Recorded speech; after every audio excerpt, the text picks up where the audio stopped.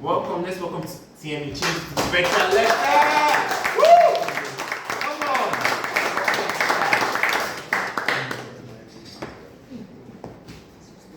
Hello, Christmas and guests. If you just like the Christmas one, you said my speech title today is Radical Candor.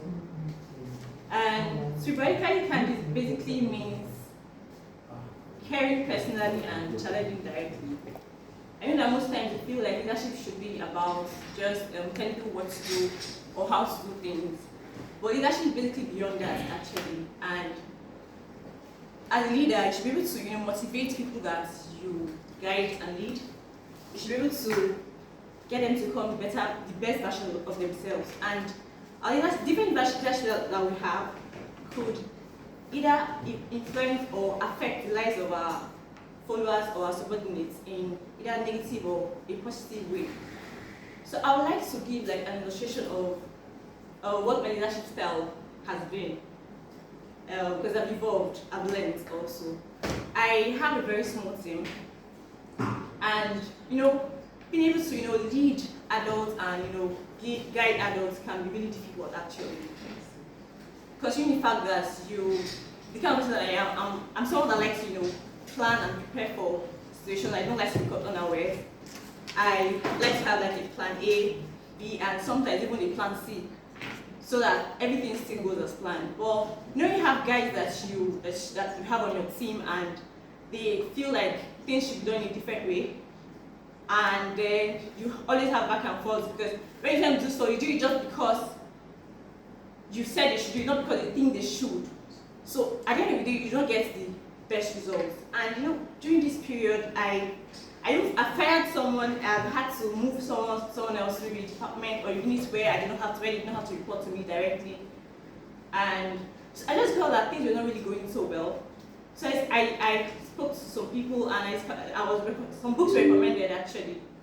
And I also watched videos on YouTube on leadership. So I felt that okay, my leadership style was a problem. Possibly because my lifestyle was a problem, possibly because of how I like to have things planned out and all. So I decided to change that. I decided to get to know my team members or my subordinates better, because basically I'm someone that I really I don't care, but when it has to do with work, I expect that everybody's here for a particular reason and we should all focus on that. So whatever your personal problem is, whatever anything you're going through, like your mental health is in whatever and all that, or you're going through some emotional stress, like the really does not concern me. I don't really concern myself with things like that. So I feel I had to get to know them better, get to understand them, and also understand what works for each person.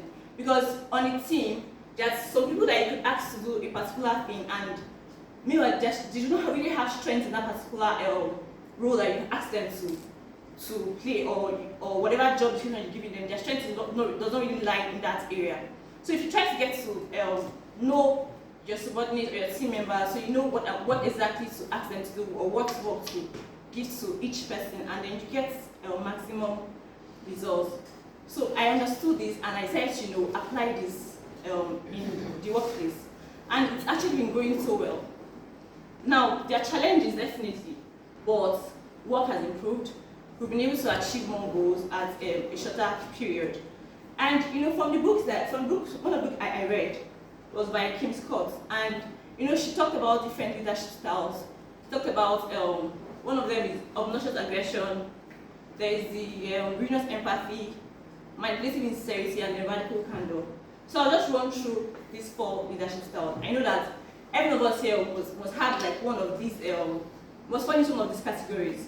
So the obnoxious aggressive leader, they just focus on the work. They really do not care about the personal lives of their team members. So they just want you to get the work done. And I was actually in this category, right? Then, being in this category, it really doesn't help the person, because sometimes if you get to know them better, it also helps you. Get or achieve whatever goal you want to achieve faster. Having to tell people to do whatever that they have strengths in doing, and when they are weak in a particular area, you can just let them go, or maybe give them something else that they can do. Then we have the manipulative insincere leaders. Now these guys, because they want you to always see them as a very good leader, or because they only want you to sing their praises. So They do not get to tell you what your issues are, or when you don't call it, do not challenge you. They just let you go and just let things flow, right? Then the Venus empathetic leaders. Now these ones, they are very concerned about their subordinates.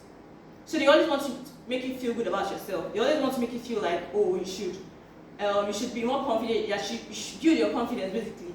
But at the end of the day, it ruins this person, because the moment she stops being their leader, someone else comes in, someone else that wants to challenge them. So they will discover that, okay, they've had this flaw for this long, and nobody told them. So at the end of the day, you're a bad leader, because you've not made them better off. Now we have the radical candidate leaders. Now these ones, they are very bothered about the personal lives of their team members. They want them to be better, they want them to grow, and also they also want them to get the job done. So, and I learned to become a more radically candid leader, and that has helped the work get better so far. So in conclusion, I'll just say that we should, as much as we are in different categories, we should try to be more radically candid. And at the end of the day, sometimes it might not really work for us, which I doubt. But if it doesn't work, we can always switch to being obnoxiously aggressive, because the truth is, at the end of the day, the goal is to get the work done.